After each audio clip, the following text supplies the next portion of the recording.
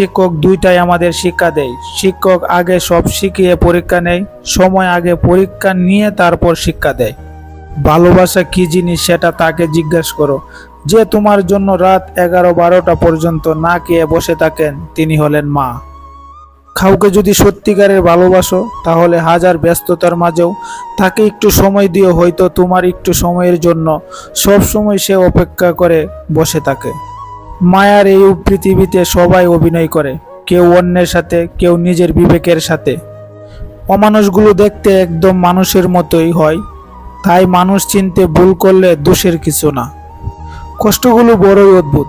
যখন সবার সাথে হাসি খুশি থাকি, তখন সে লুকিয়ে যায়, আর যখন একা থাকি তখন এসে নীরবে আমাকে খাদায়।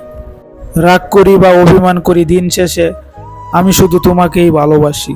তাই তো প্রতিবার তোমার কাছে ফিরে আসি। কাউকে মন থেকে